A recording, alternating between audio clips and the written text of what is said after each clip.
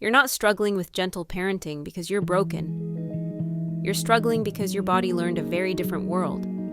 A world where raised voices meant danger, where emotions weren't safe, where connection could disappear without warning.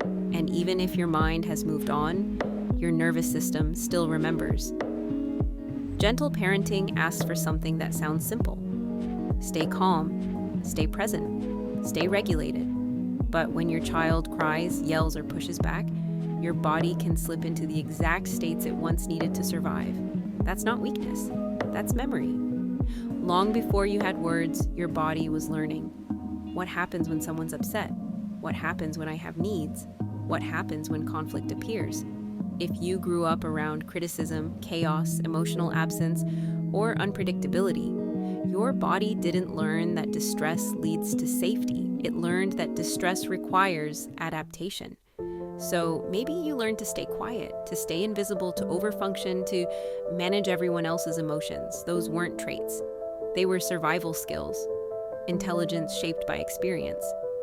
Now, as an adult, gentle parenting can feel almost unnatural. Not because it's wrong, but because it defies your body's early physics.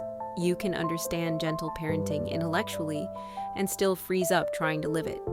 You've read the books, you believe in the philosophy, you want to respond differently. And then your child melts down. And before your ideals can even speak, your body reacts. Patience disappears, irritation spikes, shutdown creeps in. Not because you don't care, but because your nervous system just met something familiar. Intensity. To your body, your child's emotions aren't just happening now, they're echoing something old. That's why calm parenting isn't built on willpower. It's built on regulation capacity.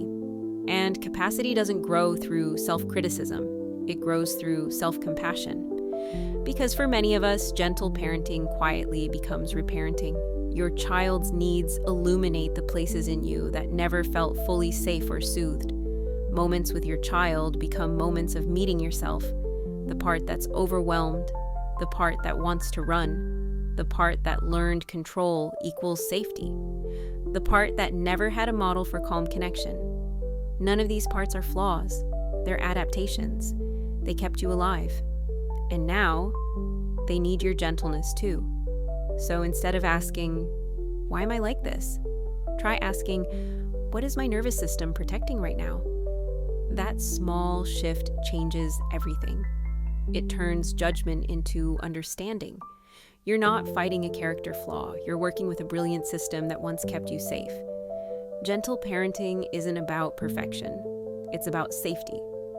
Repair matters more than never rupturing. Regulation matters more than reaction. Returning matters most of all. Children don't need perfect parents. They need parents who come back, who can say, that was hard for me, who model that overwhelm is survivable and love is repairable. And here's the truth. Being gentle with your child begins with being gentler with yourself, because a nervous system under attack cannot offer calm. If gentle parenting feels hard, maybe it's because you're doing something extraordinary. You're interrupting generations of pattern. You're learning a new emotional language. You're becoming the steady presence you didn't always have. That's not failure, that's transformation. So if this path feels slow or messy, nothing has gone wrong. You're learning something that was never taught, and learning takes time. You aren't behind, you're becoming. You're not just raising your child differently, you're raising yourself too. And that is the root of generational healing.